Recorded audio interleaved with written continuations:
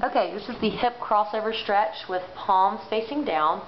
So you're going to lie down, feet pointed straight forward, palms facing down at shoulder level, exactly. Now take your left ankle across over your right knee, and then bring the left foot all the way down to the floor, rotating that hip down, exactly. Your left foot should touch the floor, and now you're going to turn your head the opposite direction and look. And now with your left hip, you're going to press away with your left knee away from your body and hold as directed on your menu. Great. Now you can come back up and just switch sides and do the same on the other side, bringing that all the way down to the floor. Yep, rotating the neck and pressing away with the knee. Great. Okay, this exercise is the crocodile. You're going to have your legs pointed straight ahead. Both straight, yep. Arms are going to come out to the side at shoulder level. You're going to take your left foot and place it on top of the right toe, sort of in between. You can do this with shoes on or without. You're going to take that left top foot and rotate it down to your right side, exactly.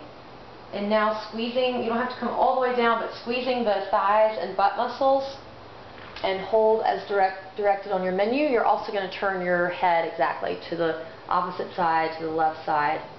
In this exercise, your toes, both toes will be flexed and pointing towards the ceiling, and hold as directed. And now you can come back up and just switch feet and do the same on the other side. Just placing that heel in between the first and second toe if you don't have shoes on. Otherwise, it's kind of easier to do with shoes on.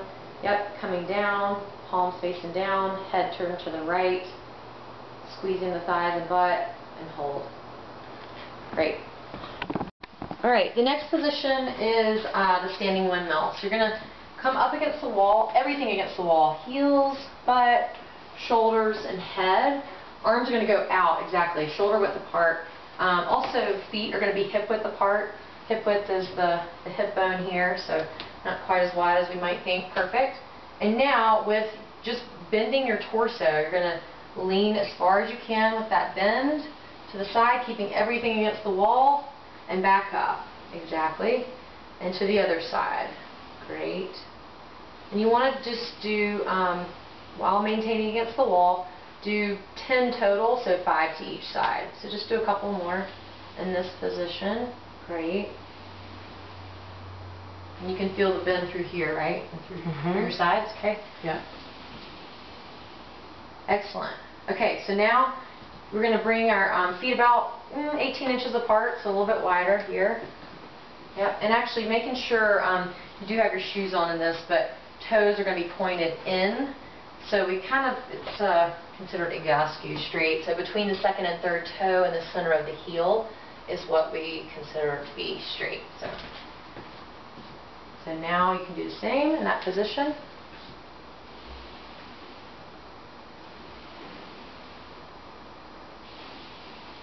Great.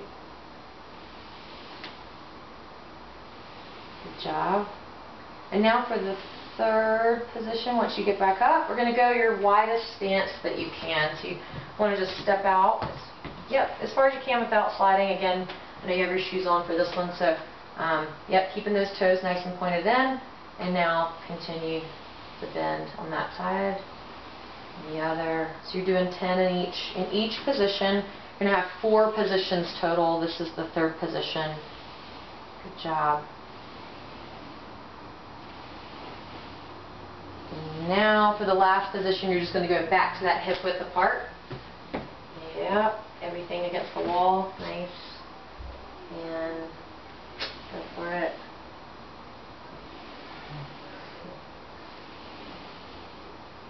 How's it feel? Feels great. Good. Good stretch. Yeah.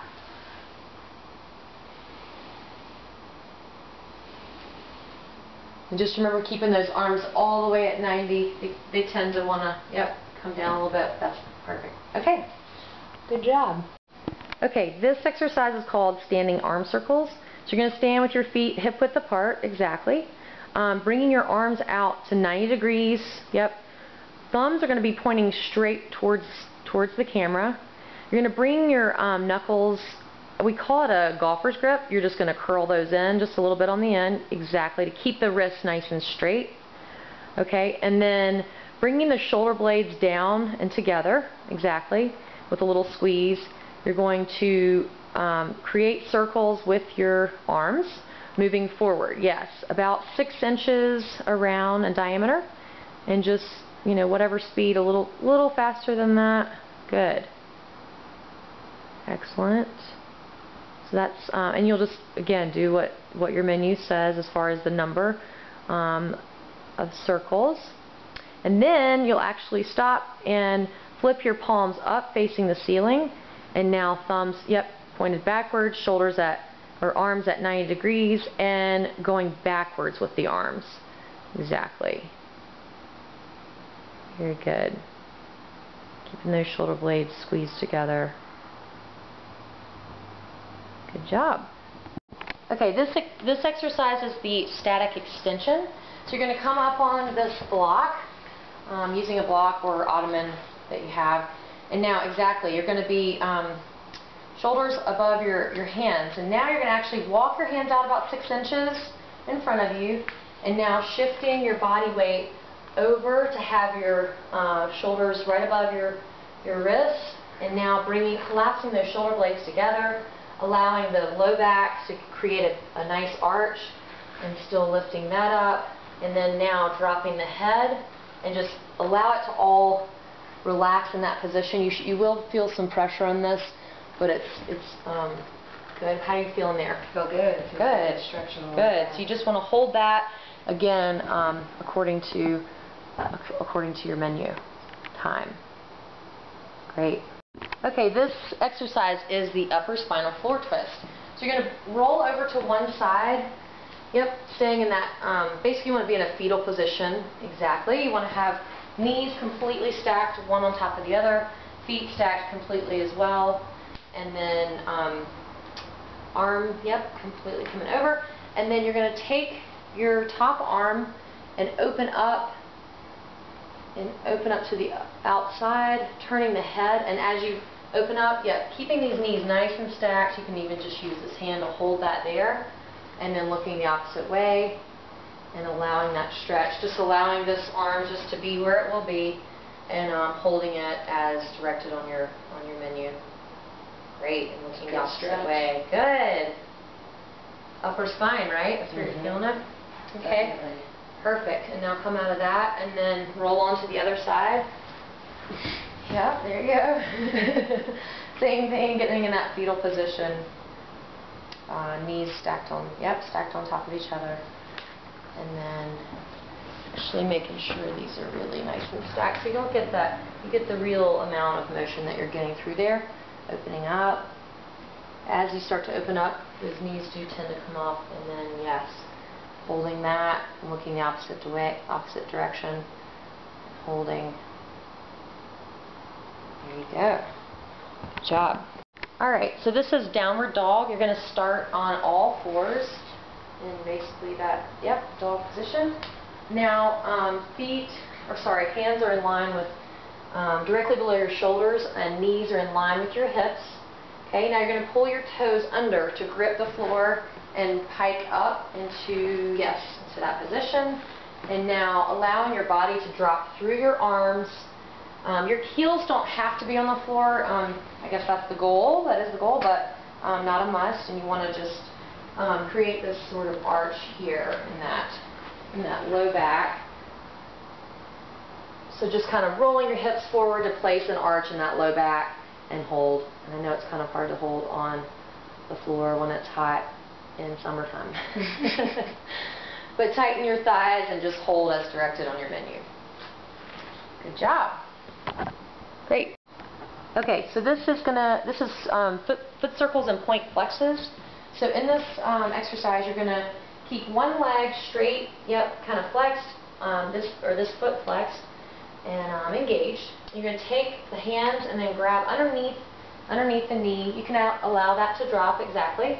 You want to be relaxed in the shoulders here, okay, and the neck and all the upper body, not allowing anything else to help with the exercise. And you want to take the ankle and just take basically the entire foot and make circular motions to the outside for the number of repetitions your menu will say.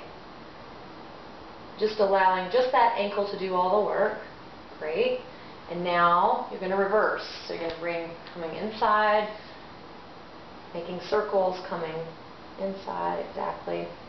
And then the last position for each leg will be a point flex. So you're going to pull the toes back, flex, and then point forward, flex, point, and a 1 point flex is 1 repetition. So according to however many you're on your menu, that will count as 1. Great job. And then you'll obviously do that on the other leg. Great. Okay, this exercise is called air bench. So you're going to get up against a wall or flat surface. You're going to bring your feet out as you sort of lower yourself to be seated. You want to be in that hip width apart stance. You probably do want to wear shoes for this one just so you don't slide.